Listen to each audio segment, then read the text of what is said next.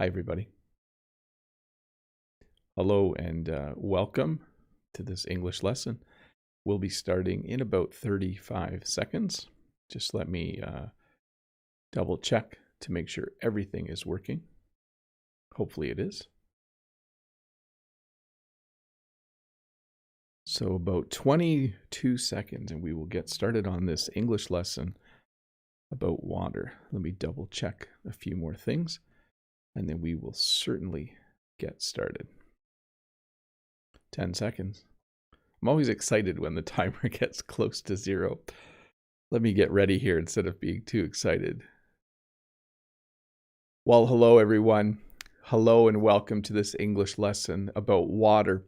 Now you might think water is a very simple topic and maybe you know all the words associated with water, but I was surprised when I was putting this lesson together how many words there were and how many phrases, how many English phrases I can teach you when we go over these words. In fact, just this morning, I was thinking of more words, and even Brent from American English with This Guy used the phrase tap water or the term tap water, which I don't have in my slides. I have city water, I think. But there are many things to talk about in this English lesson when it comes to water.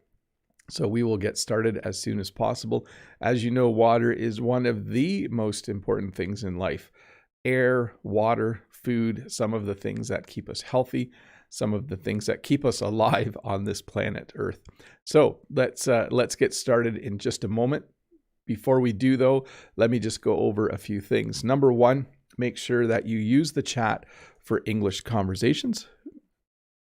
Make sure that you use the form if you have a question about the lesson. Please don't ask questions about English in general. I'll take some time tomorrow during my other live stream to answer questions like that. But for this morning, let's just talk about water. Of course, you can have conversations about anything you want in the chat because that's what chat is for. It's to have conversations with people that you know. Good to see Norma here and Lolly and Anuat and Rod. Semra, Eugene is here from Etobicoke. Semra I mentioned already. Also, I see Dave and Todd are here moderating as always. Good to see you guys. Corey J, Natalia Belgrade. I'm just scrolling back. Brent, SEO Woo. Did I mention Lolly? I might have. Maybe my brain isn't working as well as it's supposed to this morning. I see Natalia Illusion is here. And just so many other regular people in the chat. Good to see all of you. Let's get started on this lesson about water. So water is called H2O. This is the scientific name, I guess, that you would give water. Water is a molecule. Water is a liquid. And there's a lot of different ways to describe it. H2O stands for hydrogen and oxygen. There's actually 2 hydrogen atoms and 1 oxygen atom that form a bond, and you get a molecule that's called H2O. And if you have enough of those molecules, you can see water. And water is, of course, found all over the planet in a lot of different forms. And we'll talk about a lot of those this morning. This is not a science lesson. So if I get some of the science wrong, please remember this is an English lesson. I'll try my best to explain things correctly. But if you want to make a scientific point in the comments below, certainly do that. And I will read it and I will learn more about the scientific aspect of water. But this is an English lesson. So let's talk about water. There are basically 2 kinds of water found on our planet. There is salt water, which has a high amount of salt in it. And there is fresh water, which is usually fairly clear and clean. It's not always drinkable. Sometimes you need to treat the water first, but it definitely is water that you can use if you need to have a drink after treating it or boiling it or something else. But salt water is generally found in the ocean. We have the Atlantic Ocean, the Pacific Ocean. There are a lot of large oceans in the world, and oceans have salt water. So when you go to the beach, and if you are on a beach that's on the Atlantic Ocean or the Pacific Ocean or another ocean, you are swimming in salt water. You can kind of taste it if you get a little bit of salt water in your mouth, that it has some salt in it. In the rest of the world, there are things like lakes and ponds and rivers, and I'll talk about all of those. that have fresh water, water that has a low salt content. It might have other minerals and other impurities in it. Impurities are things that make water not safe to drink. But definitely we have salt water and we have fresh water. Canada in particular has many, many freshwater lakes. We are a country of lakes, as well as parts of the northern United States. There are many, many lakes in North America, as well as in Europe and Russia and many other countries in the world. There are many, many bodies of fresh water. So again, this will be a lot more than just a vocabulary lesson. If you listen to all of the words I just used, I'm regularly using terms and phrases to talk about water that aren't in the slides, that aren't in the 50 slides. So this will be a very rich lesson. It'll be very dense and full of information. Bodies of water are things like lakes and rivers and streams. Generally, when I think of body of water, though, I think of like a lake or an ocean or the sea. But let's move on. We have what's called potable water, also referred to as drinking water. So a lot of times you'll see trucks on the road in Canada and they're delivering water, and they'll actually say on the back potable water. That means that the water that's in the truck is safe to drink. And so I'm not sure why we have this term, why it's potable. The more informal and more common term is to simply say drinking water. So when you go on a trip, you bring some drinking water with you. Okay, so this is water that is safe to drink. In order to get drinking water or potable water, most of the time you will have a water treatment plant close to you. Now, I know it depends on what part of the world you live in. In some parts of the world, you can just drink water without treating it. In Canada, generally all of our water is treated. That means they take water from a lake or stream or river, and it goes through a process to purify the water. So even though I live out in the country, we drink water that has been treated. We go to our local town and we fill up water jugs, and we only drink water that is from the water treatment plant. Now, there's two kinds of water treatment plants. There is a water treatment plant that creates drinking water or potable water, but there's also what's called a wastewater treatment plant, which treats the wastewater that comes out of our houses. So quite a bit of a difference there. A water treatment plant creates drinking water. A wastewater treatment plant treats all of your sewage and everything that comes out of your house. Hopefully that makes sense.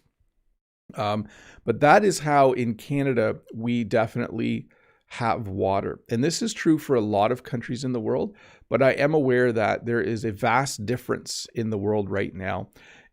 Sometimes people say, what if you had 3 wishes, what would your 3 wishes be? And I think one wish that I would have would be this, that everyone in the world had safe drinking water.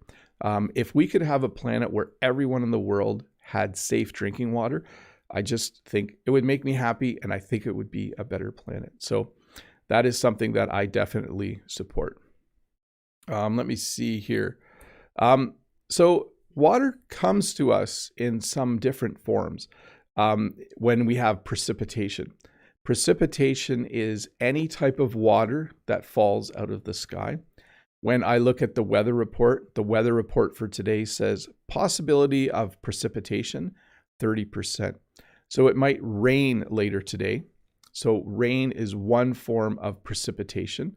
And when we get rain, then literally water falls out of the sky. I think we're all familiar with what rain is. Rain is one form of precipitation. Another form of precipitation, this is actually from 2 days ago. Another form of precipitation is snow.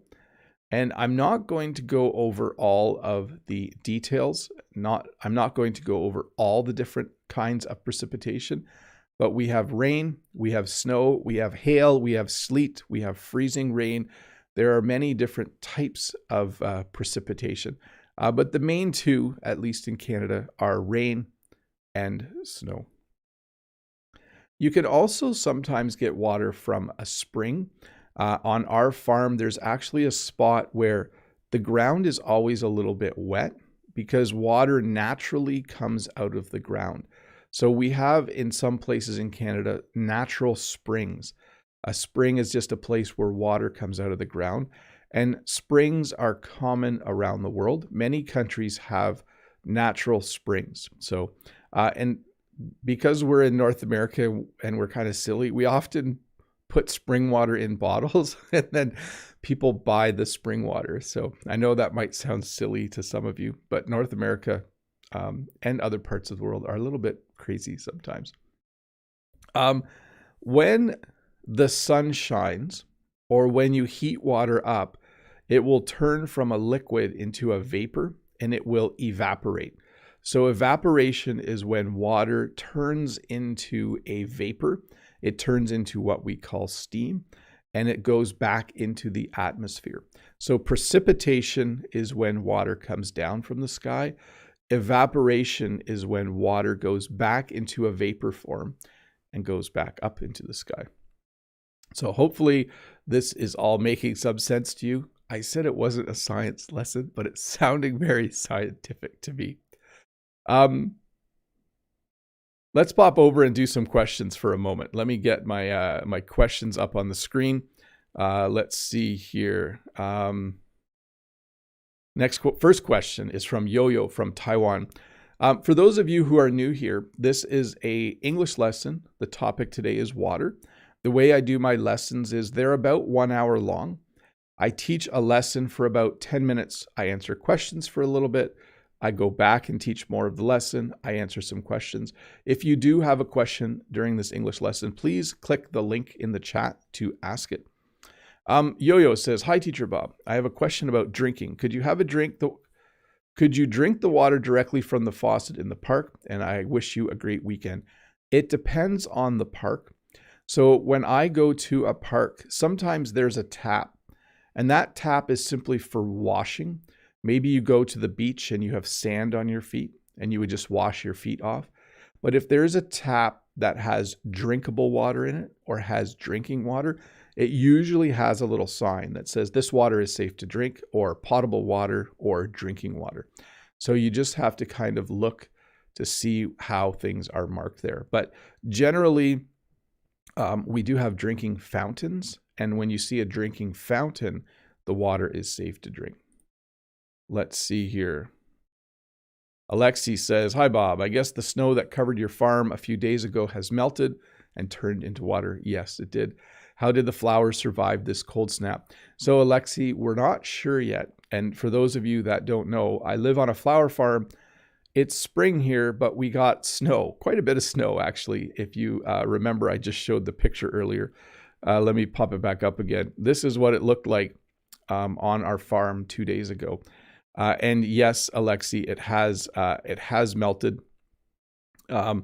And we aren't sure how well the flowers did yet. We have to kind of wait a few days to see if there's any damage to them. So hopefully there's none, but we'll see. Let's see here. Just want to say hi to a few people in the chat. Hi to Julia Olise. I see Name PB is here. Joey is here. SEO Woo is here too, saying hi to Dave. Good to see you guys chatting. Roberta is here. What's up? Brazil is here. Sirkin is here. Good to see all of you. I hope you're enjoying this lesson. And if you are one of the 330 people watching, there's a subscribe button here if you want to click it. Let's get to the next question, though. Next question is from Ruslan, and the question is this. "Hi, dear Teacher Bob. How are you today?" I'm good, Ruslan. I hope you are well as well. "What is your favorite water sport? I'm crazy about surfing." So I'm getting a little old for this, but I have gone water skiing a few times, and that was really, really fun. Although I find now if I fall when I'm water skiing, the next day my whole body hurts. So I would say water skiing is really good. Ahmad says, "Hi, teacher. Do you in Canada drink tap water?" So I'll talk more about this later in the lesson, but the quick answer is this. If you live in a town or city, you drink tap water, okay?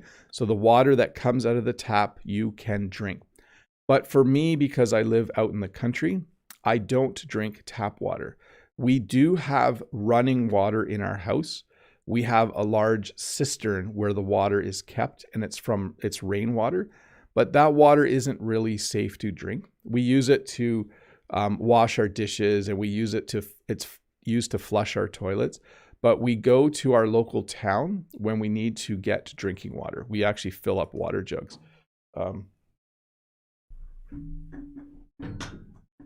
We go to our local town and we take our water jugs, and we can fill our water jugs up for free at our local. There's a spot in town where we can fill our water jugs up. Just going to do an audio check here for a sec. Yeah, so my office is the place where we store the water jugs. Let me see. Next question here. Fyodor says, "Hi, Bob. I would like to know some idioms with the word water that have nothing to do with water." Most of the idioms with water would have something to do with water. And I can't think of one right now, except sometimes we say, "Oh, that's water under the bridge." And when we say that, it means we're talking about something that happened that doesn't really matter anymore. I'll try to think of a few. Maybe I'll look for a few and post them in the first comment below after this. Let's see here. Let's see. Natalia says, "In my language, we use the expression to pour water in a figurative sense, meaning to report insignificant information to lie. Do you have the same in English?" No, we don't say that. We don't use water in that phrase. We do say things like "cry me a river." That doesn't mean the same thing. That just means if I'm not sympathetic to someone, I'll say "cry me a river." And we do have a few other phrases. I'll need to look some up later today, and I'll put them below for sure. Let me see here. Cecilia says, "Do homeowners in Canada collect rainwater in cisterns?" So again, Cecilia, it depends where you live. I do. My rainwater from the roof of my house goes into a large cistern that's underneath my house. We don't drink that water because it kind of has a funny smell sometimes.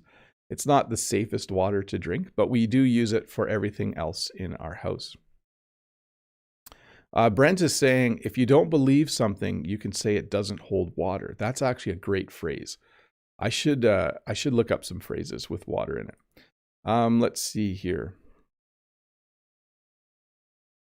Kenny says, "Hi, Teacher Bob. Have a great day." You too, Kenny. "I know that drinking less water will cause damage to our bodies. But what happens if people drink too much?" I'm not sure, but if you drink too much, you end up going to the bathroom a lot. That's one thing that happens. I try to drink as much water as I can every day, but I'm certainly not anywhere close to drinking too much. But you are correct. It is bad to not drink enough water for sure. Eugene says, "Good morning, Bob. There is a lot of seriously polluted water in the world." Little fix there, Eugene. Good to see you, by the way, especially factory areas. So around the world, and even in Canada, we have trouble with pollution, water pollution. There are places in our Great Lakes that are just heavily polluted still. We have reduced the amount of pollution that we are creating. Pollution is when you put bad things in the water, but we still have a lot of cleanup to do. In Canada, we are actively trying to clean up areas that have been polluted over time. In the city close to me, the city of Hamilton, there are a lot of steel plants. There are a lot of factories that make steel. They forge steel and iron. And for probably 100 years, they put a lot of bad things in the water. And now we are trying to get that cleaned up. So hopefully over time, we can get it all cleaned up. Let's see. Fox in wet or damp socks. Happy English Language Day. What do you call socks that get wet? Socks with H2O. We would just say they're damp, or we would say that they're wet. But there's one other phrase. If I step in a puddle, I might say that I got a soaker. A soaker is when you walk through water that's deep and your shoe and your sock both get wet. In my part of Canada, we would call that a soaker. Like, I stepped in a puddle and I got a soaker. Maybe Brent can let us know if they use the word soaker in his area as well. Let me do one audio check and we'll get back to the lesson. Yeah, I think we're good. Okay, so we did evaporation. So water has a freezing point. The freezing point of water is where water turns from a liquid to a solid, and we have ice. The freezing point for water is 0 degrees Celsius or 32 degrees Fahrenheit. I hope I got that right. We don't use Fahrenheit very much in Canada, by the way. So when the temperature goes below 0, water will turn from a liquid into a solid, and we will get ice. You're familiar with ice if you live in a northern country or if you live in a very southern country. But if you live closer to the equator, you might not have ever seen ice outside. But you've probably seen, well, probably not icicles, but I added this because I think icicles are cool. When water drips and then when it slowly goes below 0, when it goes below the freezing point, then we slowly get little icicles. But you've probably seen ice cubes. So the most common form of water in its solid form would be ice cubes. So that comes about when we go below the freezing point of water. There's also a boiling point, the boiling point of water. The boiling point of water is 100 degrees Celsius or 212 degrees Fahrenheit. Now, I do have to add here, even though it's not a science lesson, those temperatures, I believe, are at sea level. Okay, sea level is like the level of the ocean. So when you go higher or lower on the planet, the boiling point changes and the freezing point changes slightly, which I think can affect baking. I think the baking can be affected by your altitude. Anyways, you have a boiling point where water boils. Often on the stove, you will have a pot of water and you will boil the water.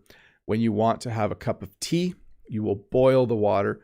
You will put the kettle on or you will boil some water for tea. And when something boils, we get steam. So steam is the third form of water. Water can be ice, which is a solid. It can be in its liquid form, which we just call water, or it can be a vapor, which we call steam. Okay. I think vapor is the right word. There's probably another word for it. But remember, I said this wasn't a science lesson. It's just a lesson about water. So we have 3 forms of water, which we see quite a bit. Let's go over some of the ways we see water in the world. So a puddle is a very small amount of water on the ground after it rains. Okay. So here, when it rains, if we get enough rain, my driveway will have puddles in it. There will be puddles on the side of the road. On some roads, if it's a dirt road or gravel road, the road itself will have puddles. So a puddle is just a small, I was going to say body of water. It's not really called a body of water because that's used to talk about bigger things, but it's a small amount of water that forms in a little part of the earth, and it's usually there after it rains for a day or two, and then it either evaporates or it soaks into the ground, or both, a little bit of both probably. A ditch is something that is man-made. The term man-made means something that people have created. A ditch is something that people make in order to move water from one place to another, okay? So along the sides of the roads in Canada and in the United States, there are ditches.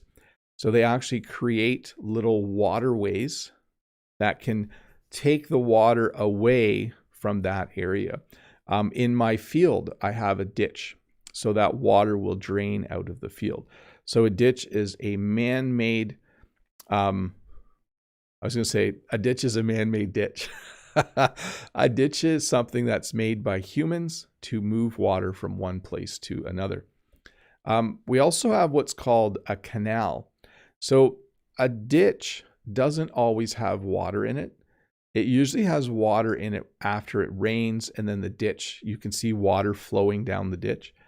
A canal, though, is something that is man-made as well, and it's a place that usually has water all the time. And a canal often is made to get ships from one place to another. So here where I live, we have what's called the Welland Canal, and it goes from Lake Erie to Lake Ontario. So it is a waterway that was created by humans in order to get large ships from one end from one lake to another. So a canal, if you go to Holland, you'll see many, many canals in some of their cities. The Dutch are really good at digging canals. So we also have small flowing things like creeks, streams, and brooks. Now, the most common word of these three is probably stream. So just so you know, these are all smaller than a river, okay?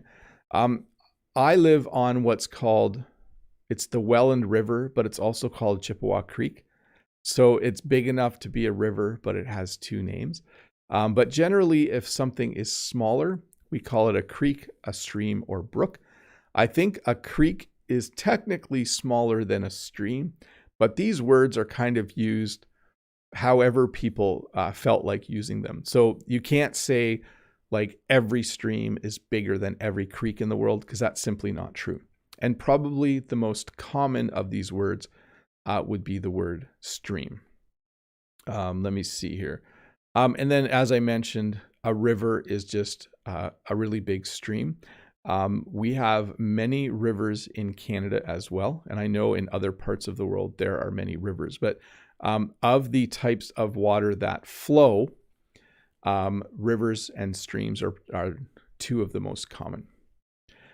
Sometimes along a river or along a stream, you might have a waterfall.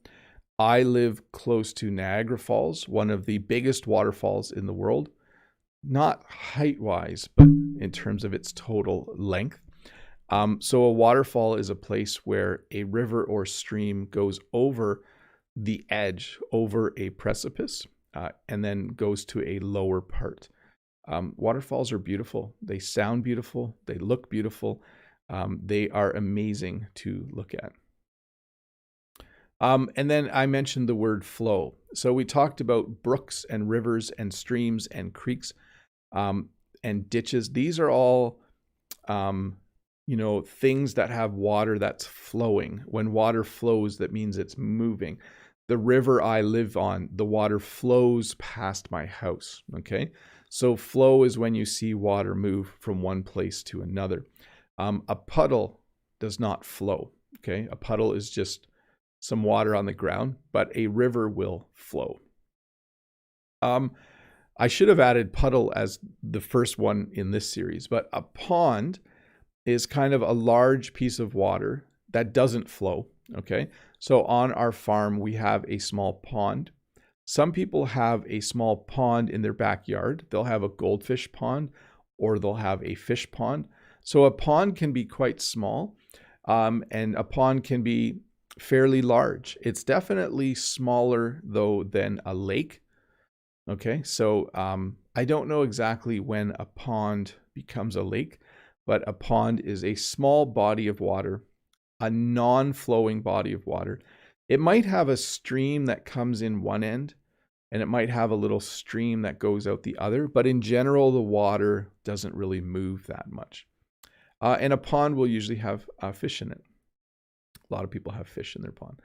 A lake is a large body of fresh water. By the way, a pond is considered freshwater. A river is freshwater. A brook, a stream, these are all freshwater. In Canada, we have many, many lakes, and they are very, very beautiful. It's one of the things that the northern United States and most of Canada is simply filled with lakes. There is a lot of fresh water in the northern US and in most of Canada. And most of it is in our lakes. In fact, I think, where is 1,000 Lakes? Is that in northern Michigan? I can't remember where some of these places are. Where's the land of 1,000 lakes? We should ask Brent that. Geography question for Brent. Brent says, I need to make it over to Niagara Falls one day. That'd be a good place to meet, actually, because it would be a shorter drive for me. We also have the sea and we have the ocean. So generally, the sea and the ocean, the sea can be saltwater. It can be freshwater. It depends on what sea you are talking about. The Black Sea and Caspian Sea or maybe we're talking about the Bering Sea. So the Bering Sea is saltwater close to Alaska, whereas the Caspian Sea and the Black Sea are freshwater. I should double check. I'm fact checking now. It says here the Caspian Sea. Oh, I can't find it. Freshwater. The Caspian Sea is not freshwater. It's salty water diluted by the inflow of fresh water. Okay, so I was wrong. The Caspian Sea is saltwater. We should make sure. Let's check the Black Sea now. Let's see. Is the Black Sea? No, it is saltwater, but less salty than the ocean. So there is a bit of a difference there. There we go. And then let's see. Yeah. So don't quote me on this. Again, this isn't a science lesson. But generally, a sea is smaller than the ocean. The ocean is usually the word. Ocean is usually the word we use to talk about the Atlantic Ocean, the Pacific Ocean, the Indian Ocean. We use the word sea to talk about things like the South China Sea or the Bering Sea. So, yeah, you're going to have to do a little bit of your own research on the difference here. But generally, in my mind, an ocean is much bigger than the sea, but they can be very similar. In fact, seas can be part of the ocean, right? Definitely. Let's talk about things I know about. Waves are things that you can find in a lake, you can find in the sea, you can find in the ocean. Waves are just large amounts of water that come to the shore. And sometimes if they're big enough, they will kind of curl over. One of the most popular water sports, of course, is to go surfing. So surfing is a popular water sport, and we'll talk a little more about water sports in a bit. Let's get to some questions. Let me just make one small change here for a second. Let me check my audio while I'm doing that. So we are going to switch to members only chat mode for a little bit. So if you are a member of the club, I was going to say, if you are a member of my club, no, if you are a member of the channel, you are free to ask questions in the chat right now. For those of you that are wondering what's happening, members for 10 minutes during each live lesson are able to ask questions in the chat. So Bifamy says, all seas are salt. Lakes are both fresh and salt, mostly fresh. Yeah, I should have done a little more research before I did this. Are all seas salt water? We'll see here. Yeah, the seas are interconnected of the ocean's water. Interesting. I'm going to do a bit more research later. Anyways, let me get a question up on the screen. And at the same time, let me start answering questions from the chat. So the question on the screen is from Adam. How many meters until you reach water underneath ground in Canada? So it depends where you are. Where I live, you have to go down about 30 meters or 100 feet to hit water, but it's definitely different. In the town close to where Jen's parents live, you only need to go about 3 to 4 meters into the ground and you hit water. So it really depends on where you are in Canada. Let's see here.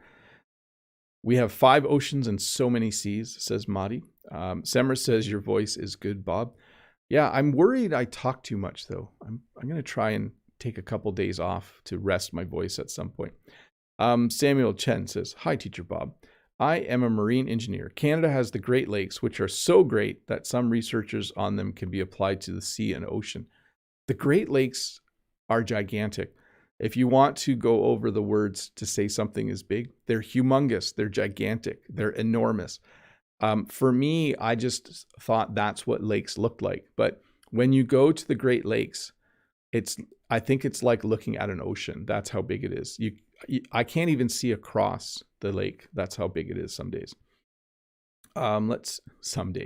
Some days when the weather is clear, you can see across the lake. The lake doesn't change its size.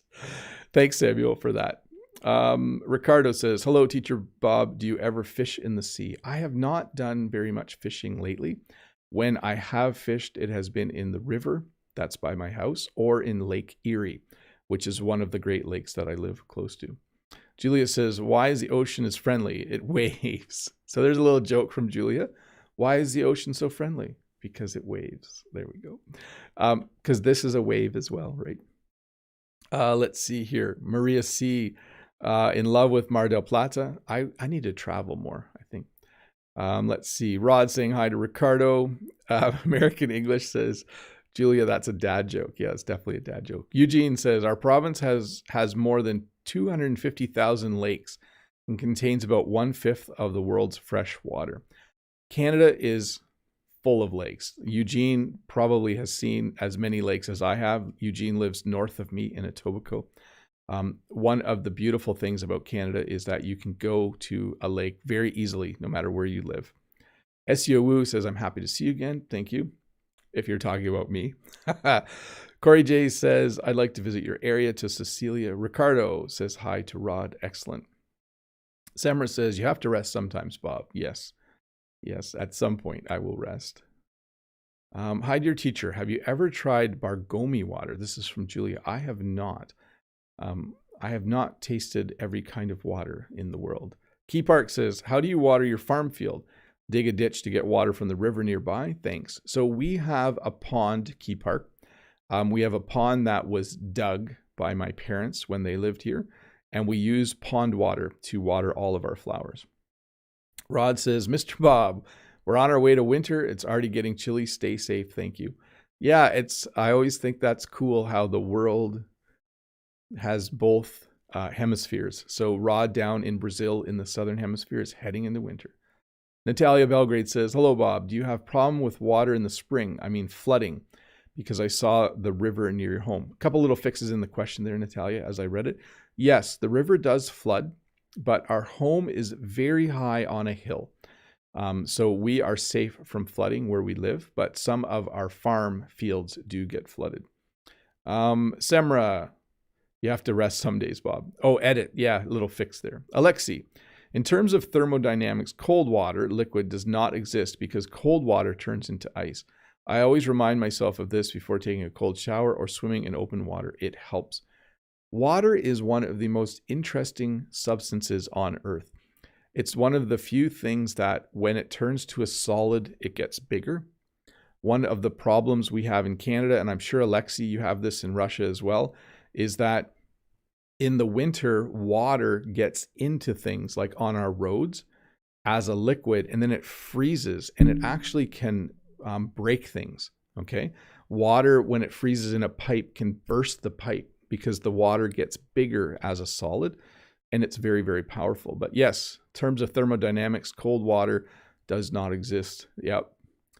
Let's see here. Good point.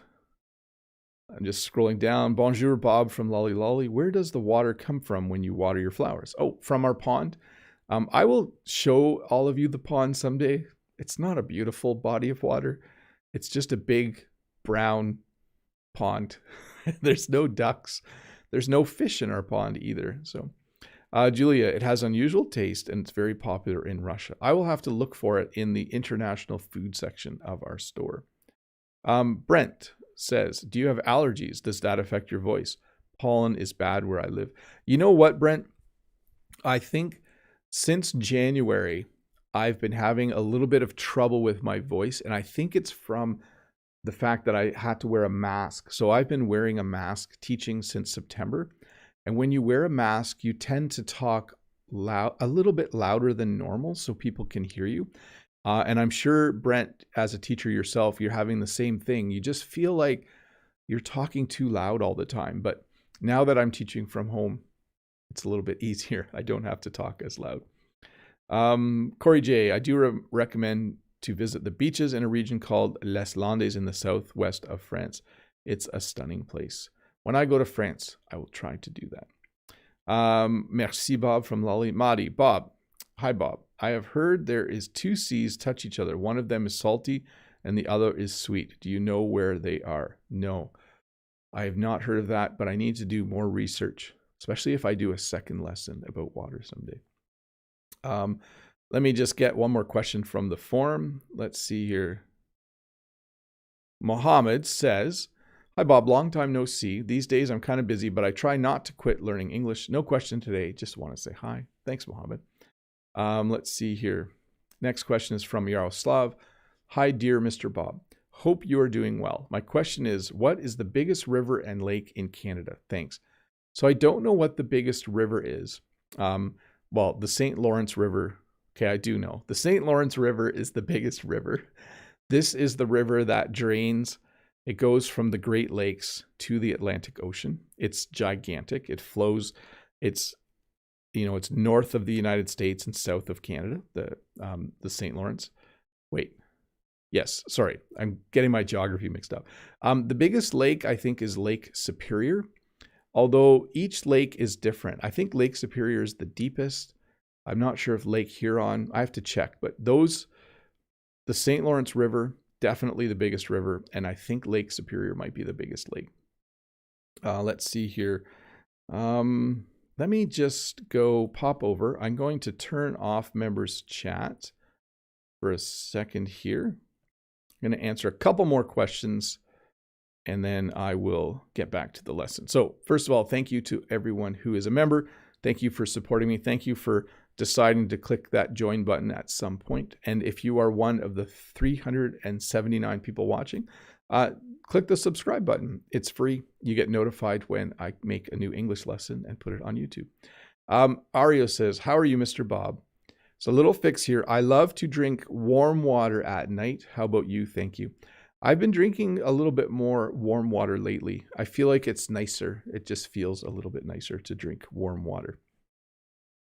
Let's see here. Next question from Katerina. Warm spring day, dear teacher Bob. Do you have at home a jug of boiled water? In my country, you can find such things at some homes. Sweetener. So we have,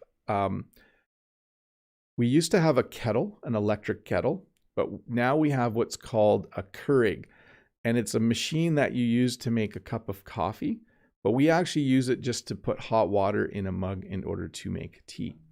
So that's how we make our boiled water. Let's get back to the lesson. Sometimes there will be whitecaps. So sometimes there's waves and they don't quite curl, okay?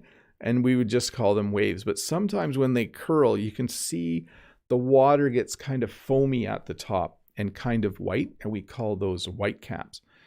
Sometimes on the lake, when we go to the lake, the wind will be blowing really hard and it will make waves, and the waves will have whitecaps. In a river, sometimes a river or stream will flow over a lot of rocks and it will cause what we call rapids. The river I live on does not have any rapids. It doesn't go over any rocky areas, but there are many rivers that have rapids in other parts of Canada. And sometimes people go whitewater rafting. So they'll actually go down the rapids in a raft. It's supposed to be a fun activity. I've never done it. And sometimes people will go kayaking when there are rapids. So we talked about a flood or flooding. A flood is when a river, lake, or stream overflows its banks, or when it simply rains so much that the water starts to accumulate where there's normally no water. You can see in this picture, the street is flooded. There is a flood in this city. Normally, I would think there is no water on the street, but either it has rained so much that the water has accumulated, or it has rained so much that the river or lake or ocean has kind of come into the city, and we would call that a flood. We have what's called a marsh and a swamp. There's a slight difference between the two. A marsh is usually a large grassy area that has a lot of water as well. I live close to several marshes. If I go south from my house, there's an area where there is just a lot of marshland. There are many, many marshes. So a marsh is a place where there's just lots of small pools of water. The ground is usually very, very wet, and it's usually filled with grasses that like growing in wet ground. So there are a lot of marshes. A swamp is very similar. except a swamp usually has trees as well. If I go to the north, there is a forest, and in the middle of the forest, there's a big swamp. So it means that there's just water everywhere, there's mud everywhere, there's little pools of water, but there's also trees growing. So a marsh and a swamp, they're both very similar. The only real difference is that a marsh usually doesn't have trees. It's just a very, very wet area. And a swamp usually does have trees. We actually also call these wetlands. Right now in Canada, we're trying to preserve our wetlands. Wetlands are just areas that are constantly wet. There's usually just water everywhere. And in wetlands, you'll find marshes and swamps. Let's talk about the house. And speaking of water, I'm going to have a sip. So in our house, we have a tap or faucet. As I mentioned, at our house, we do not drink our tap water. We don't drink water straight from the faucet because the water that we have that comes out of our tap is from our cistern, which is just rainwater that has been collected. But in most towns and cities in North America, in the US and Canada, we have what's called safe drinking water that comes right out of our taps, okay? I think the technical term is faucet, but I hardly ever use the word faucet. We just call it the tap, the kitchen tap. Might say the kitchen faucet sometimes. And usually the faucet or tap is above a sink so that when you get water, the extra water goes in the sink. You would use the sink to do dishes. You would use the sink to wash your hands, etc. And at the bottom of the sink is a drain.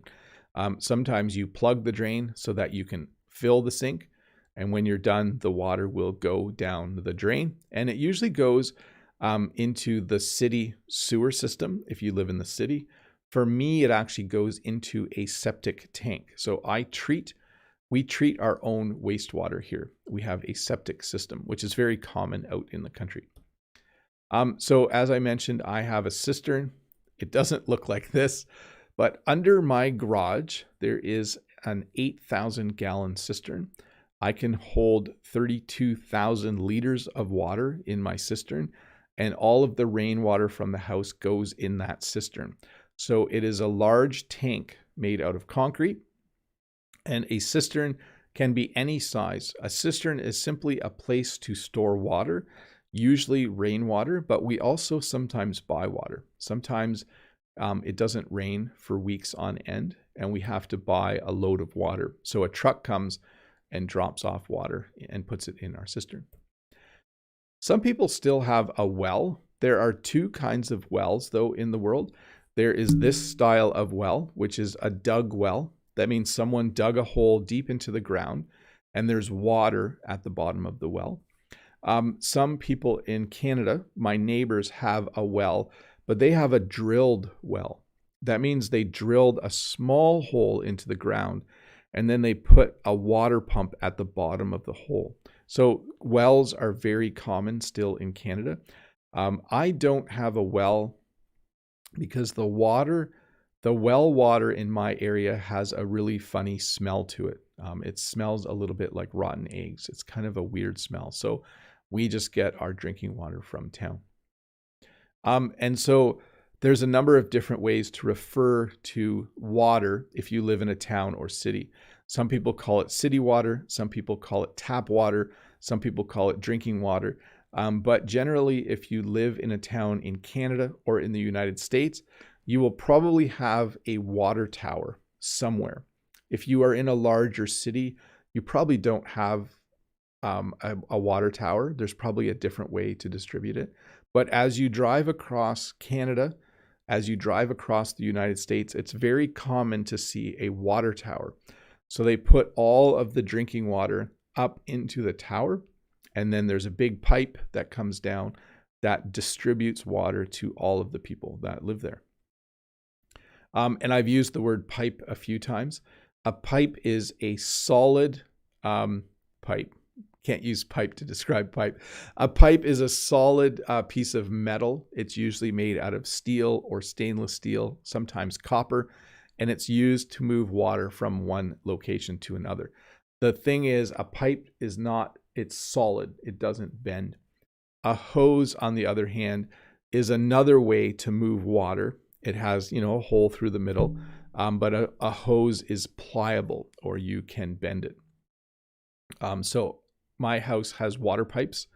It has hot water pipes and cold water pipes, because we also have a hot water heater in our basement. And we have a number of hoses outside that we use if we need to move water outside. Sometimes, though, there's a leak. We had a leak in a pipe in the barn last summer, and water shot all over the place. A leak is a small hole in a pipe. You can see here, this pipe definitely has a leak. It has a hole in it, and water is coming out of the hole. It's not nice when you have a leak, because sometimes your house can get flooded. That has never happened to us, but sometimes if a pipe bursts, or if a pipe springs a leak. By the way, that's how we say it. We usually say it springs a leak. Oh, the hose has sprung a leak. That pipe has sprung a leak. Sorry, I'm using the past tense, but if you drive across a hose too many times, sometimes it will spring a leak. But yeah, that's how we refer to it, a small hole in a pipe or a hose. In order to move water, we use a pump. A pump is anything large or small that runs on electricity or gasoline or diesel or petrol or natural gas. It's a device, it's a small machine that will move water from one place to another.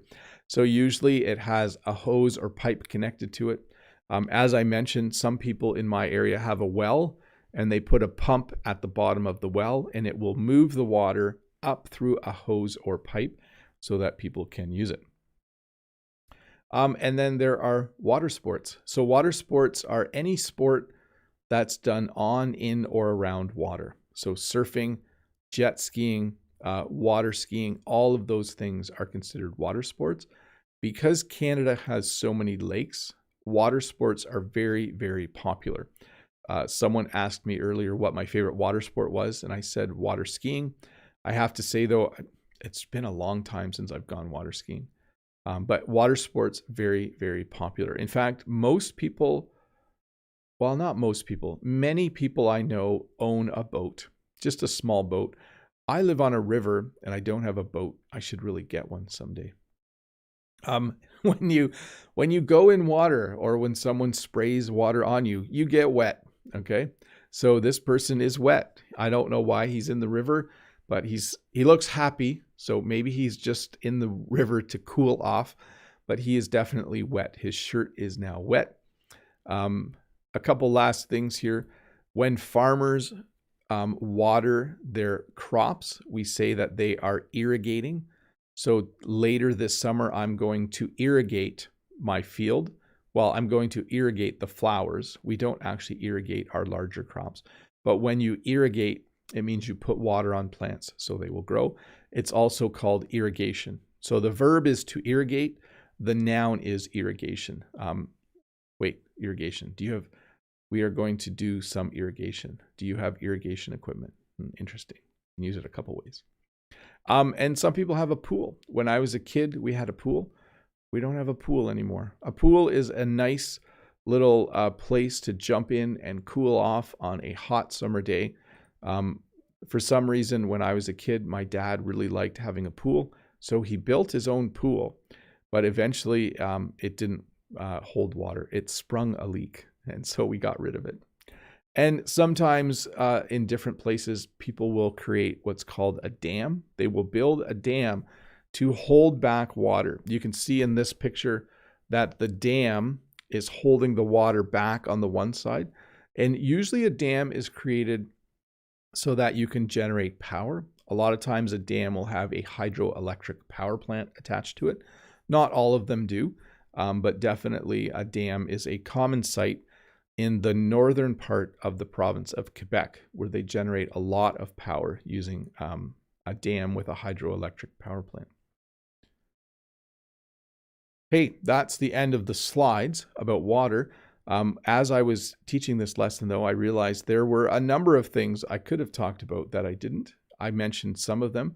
I forgot things like condensation.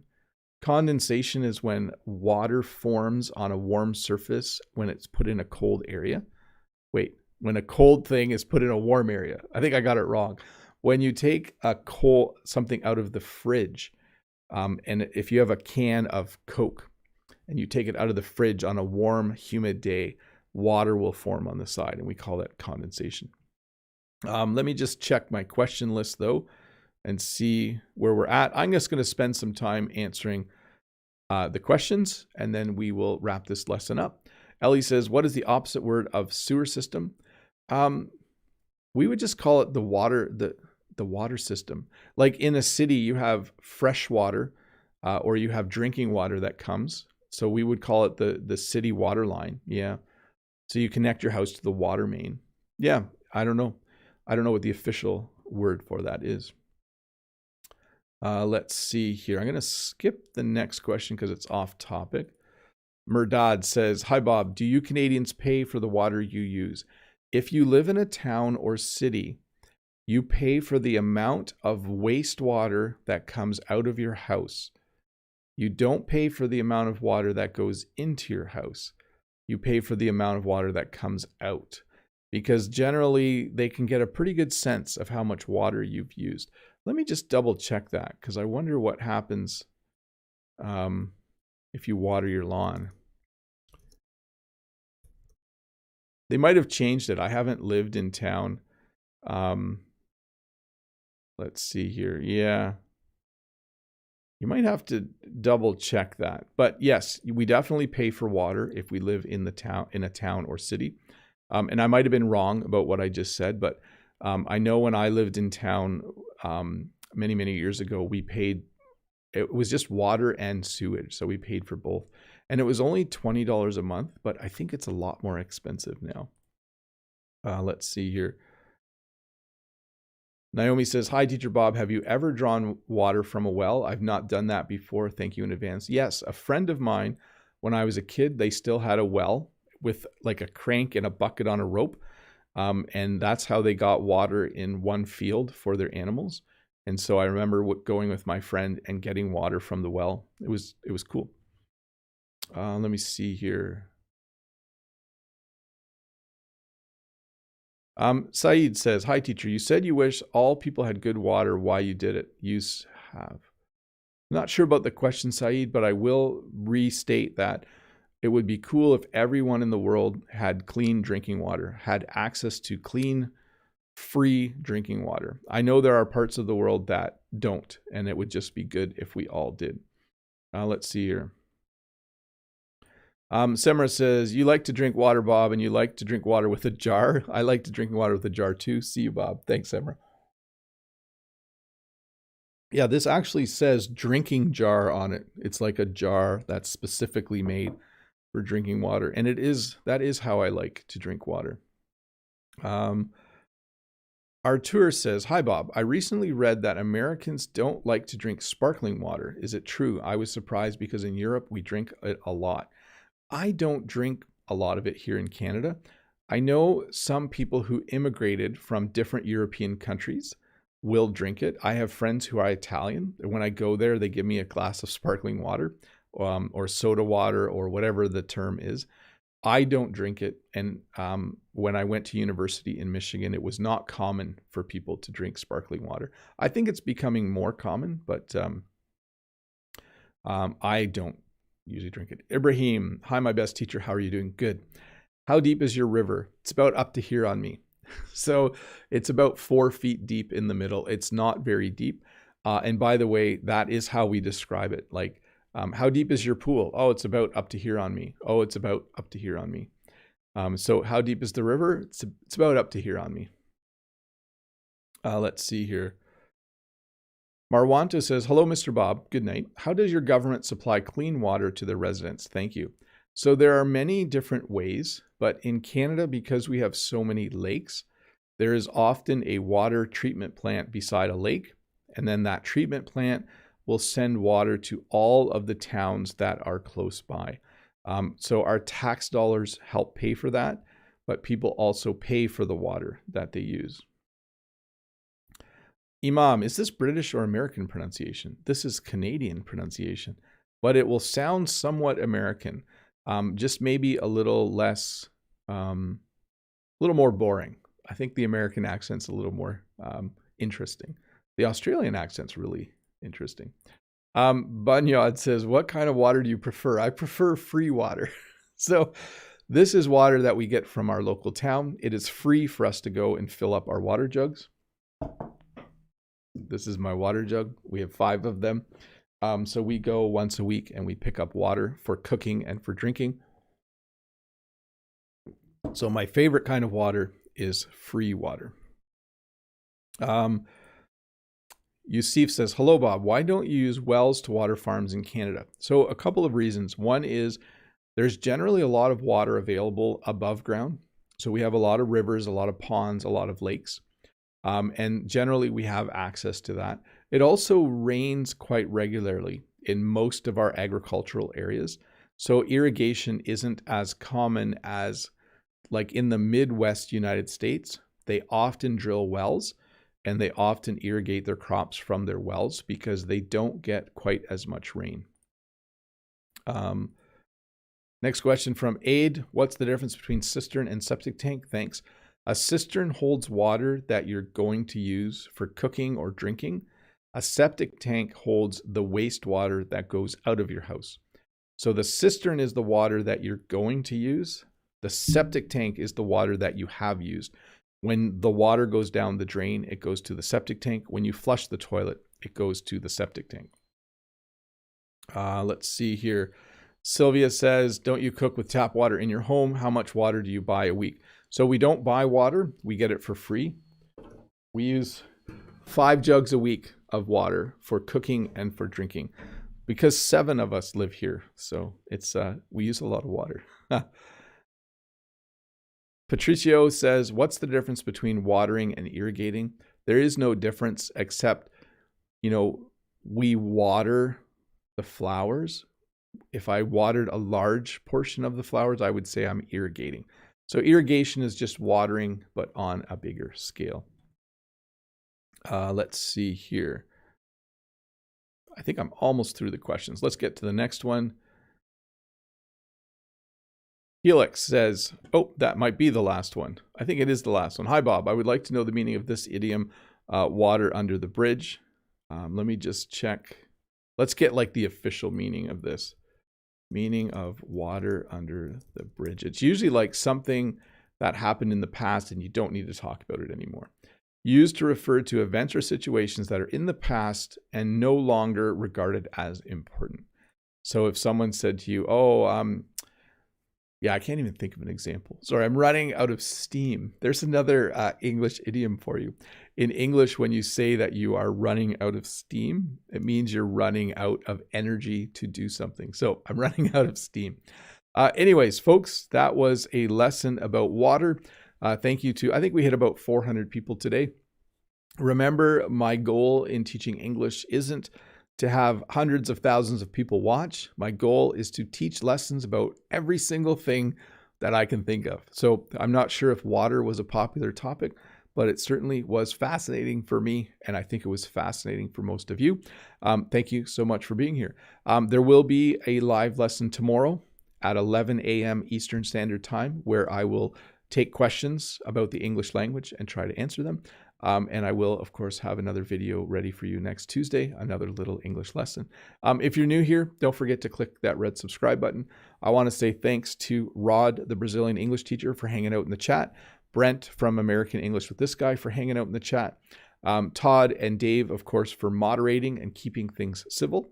And I'll just say bye to a few people. Bye to Julia Olise and Lolly Lolly and Semra and Guhan. And, of course, Brent, Madi, Aid, Cecilia Romania, Natalia Illusion. Let me scroll back. Ario is here as well. Bye, Ario. Let me see here. Corey J, Norma. As I scroll back, Natalia. I'm starting to say names twice, possibly. Bye to everybody. Let me just scroll to the bottom and see. Vito, bye to Vito. Gertrudis, bye to Gertrudis. And Pavel, and Chuan, and Eugene from Etobicoke, of course, and everyone else. Have a good weekend. I'll see some of you tomorrow. And by the way, I will be playing GeoGuessr live again in a couple days on my other channel. If you don't know what I'm talking about, if you go to Bob's Short English Lessons, you can see a couple videos where I played a game called GeoGuessr. It's kind of a low-key hour of just me playing a really fun video game where you can join in. I might do that most Sunday nights going forward. It's a lot of fun. I enjoy it, and I enjoy playing it with other people. Anyways, bye everybody. Have a good day. I'm going to click the end button now. I hope that you learned a lot of English. Oh, one more thing. This lesson will come out again in a couple of days in a shortened format where I remove all the user questions, and it will just be a pure lesson. So I will release that in a couple of days when I have it edited. Bye everybody. Have a good day.